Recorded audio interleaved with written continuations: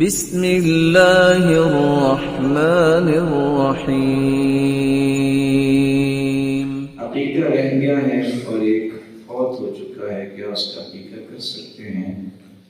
عقیقے کے بارے میں یہ بات یاد رکھنی چاہیے، لوگ اس کو کہتے ہیں حقیقہ، لفظ ہے عقیقہ، کیا لفظ ہے؟ عین قاف یا قاف گوٹا، عقیقہ کیا لفظ ہے؟ عقیقہ۔ یہ عقہ یا عقو سے ہے، خون بہانا۔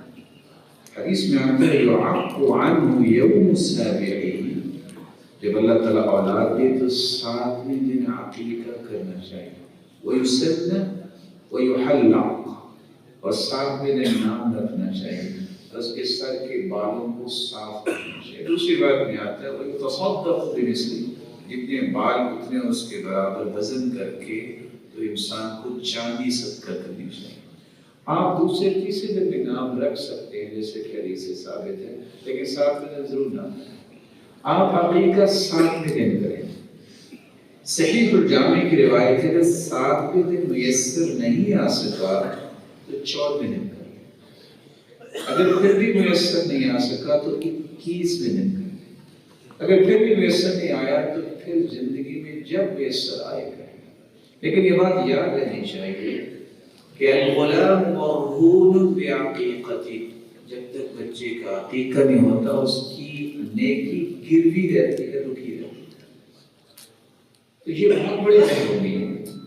اب اچھلے کچھوں میں بہت سارے پیسے خرچ کر لیتے، یہ سنت ہے، اس کا اہتمام کرنا چاہیے۔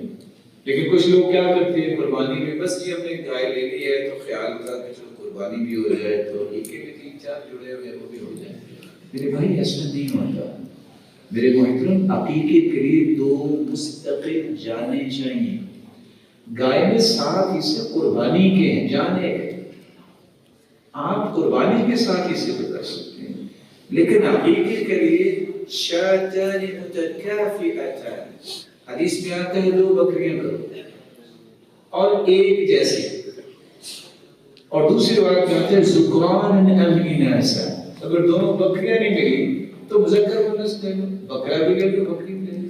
بیٹا پیدا ہو تو 2 جانور، بیٹی پیدا ہو تو 1 جانور۔ تو یہ عقیقہ کرنا چاہیے، اس میں سستی نہیں ہونی چاہیے۔ اگر عقیقہ جوان ہونے کے بعد کیا جائے تو اس کا کیا حکم ہے؟ کرنا چاہیے۔